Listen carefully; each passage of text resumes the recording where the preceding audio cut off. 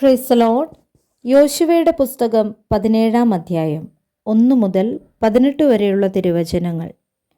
യോസേഫിൻ്റെ ആദ്യജാതനായ മനശ്ശെയുടെ ഗോത്രത്തിനും ഓഹരി കിട്ടി. മനശ്ശെയുടെ ആദ്യജാതനും ഗിലെയാദിൻ്റെ അപ്പനും ആയ മാഖീർ യുദ്ധവീരനായിരുന്നതുകൊണ്ട് അവന് ഗിലെയാദും ബാശാനും ലഭിച്ചു. മനശ്ശെയുടെ ശേഷം പുത്രന്മാരായ അബിയേസരിൻ്റെ മക്കൾ, ഹേലക്കിൻ്റെ മക്കൾ, അസ്രിയേലിൻ്റെ മക്കൾ, ഷേഖേമിൻ്റെ മക്കൾ, ഹേഫെരിൻ്റെ മക്കൾ, ഷെമീദാവിൻ്റെ മക്കൾ എന്നിവർക്കും കുടുംബമായി ഓഹരി കിട്ടി. ഇവർ കുടുംബമായി യോസേഫിൻ്റെ മകനായ മനശ്ശെയുടെ മക്കളായിരുന്നു. എന്നാൽ മനശ്ശെയുടെ മകനായ മാഖീരിൻ്റെ മകനായ ഗിലെയാദിൻ്റെ മകനായ ഹേഫെരിൻ്റെ മകൻ ശെലോഫഹാദിന് പുത്രിമാരല്ലാതെ പുത്രന്മാരില്ലായിരുന്നു. അവൻ്റെ പുത്രിമാർക്കും മഹ്ള, നോവ, ഹൊഗ്ല, മിൽക്ക, തിർസ എന്നു പേരായിരുന്നു. അവർ പുരോഹിതനായ എലെയാസാരിൻ്റെയും നൂൻ്റെ മകനായ യോശുവയുടെയും പ്രഭുക്കന്മാരുടെയും മുമ്പിൽ അടുത്തു ചെന്നു. ഞങ്ങളുടെ സഹോദരന്മാരുടെ കൂട്ടത്തിൽ ഒരു അവകാശം ഞങ്ങൾക്ക് തരുവാൻ യഹോവ മോശയോട് കൽപ്പിച്ചിട്ടുണ്ട് എന്ന് പറഞ്ഞു. അങ്ങനെ അവൻ യഹോവയുടെ കൽപ്പന പ്രകാരം അവരുടെ അപ്പൻ്റെ സഹോദരന്മാരുടെ കൂട്ടത്തിൽ അവർക്ക് ഒരു അവകാശം കൊടുത്തു.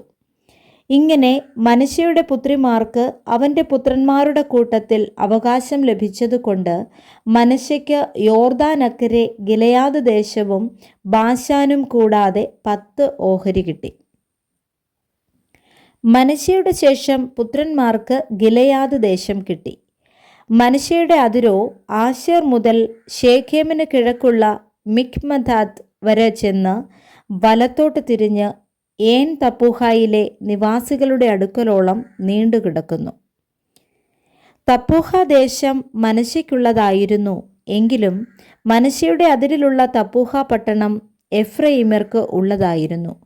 പിന്നെ ആ അതിർ കാനാ തോട്ടിങ്കലേക്ക് തോട്ടിൻ്റെ തെക്കുകൂടി ഇറങ്ങുന്നു. ഈ പട്ടണങ്ങൾ മനശ്ശെയുടെ പട്ടണങ്ങൾക്കിടയിൽ എഫ്രയീമിനുള്ളവ. മനശ്ശെയുടെ അതിർ തോട്ടിൻ്റെ വടക്കുവശത്തുകൂടെ ചെന്ന് സമുദ്രത്തിങ്കൽ അവസാനിക്കുന്നു. തെക്കുഭാഗം എഫ്രയീമിനും വടക്കുഭാഗം മനശ്ശെയ്ക്കുമുള്ളത്.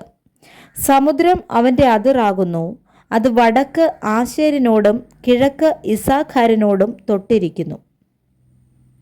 ഇസ്സാഖാരിനും ആശേരിലും മനശ്ശെയ്ക്ക് ബേത്ത്ശെയാനും അതിൻ്റെ അധീന നഗരങ്ങളും, ഇബ്ളയാമും അതിൻ്റെ അധീന നഗരങ്ങളും, ദോർ നിവാസികളും അതിൻ്റെ അധീന നഗരങ്ങളും, ഏൻഡോർ നിവാസികളും അതിൻ്റെ അധീന നഗരങ്ങളും, താനാക്ക് നിവാസികളും അതിൻ്റെ അധീന നഗരങ്ങളും, മെഗിദ്ദോ നിവാസികളും അതിൻ്റെ അധീന നഗരങ്ങളും ഉണ്ടായിരുന്നു.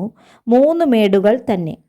എന്നാൽ മനശ്ശെയുടെ മക്കൾക്ക് ആ പട്ടണങ്ങളിലെ നിവാസികളെ നീക്കിക്കളവാൻ കഴിഞ്ഞില്ല.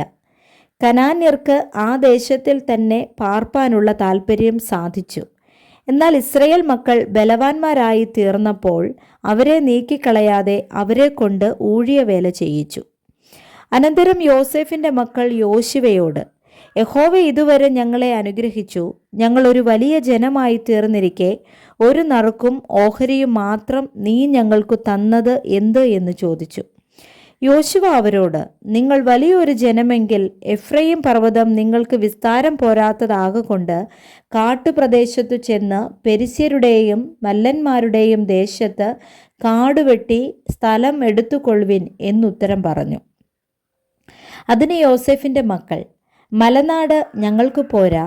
ബേത്ത്ശെയാനിലും അതിൻ്റെ അധീന നഗരങ്ങളിലും ഇസ്രായേൽ താഴ്വരയിലും ഇങ്ങനെ താഴ്വീതി പ്രദേശത്ത് പാർക്കുന്ന കനാന്യർക്കൊക്കെയും ഇരുമ്പുരഥങ്ങളുണ്ട് എന്ന് പറഞ്ഞു.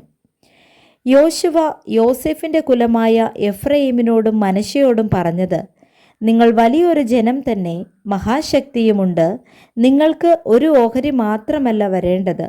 മലനാട് നിനക്കുള്ളത് ആയിരിക്കണം. അത് കാടാകുന്നുവെങ്കിലും നിങ്ങളത് വെട്ടിത്തെളിക്കണം. അതിൻ്റെ അറുതി പ്രദേശങ്ങളും നിങ്ങൾക്കുള്ളവ തന്നെ. കനാന്യർ ഇരുമ്പുരഥങ്ങളുള്ളവരും ബലവാന്മാരുമാകുന്നുവെങ്കിലും നിങ്ങളവരെ നീക്കിക്കളയും. Praise the Lord. വായിച്ച വേദഭാഗങ്ങളാൽ കർത്താവ് നമ്മെ അനുഗ്രഹിക്കുമാറാകട്ടെ. ആമേൻ.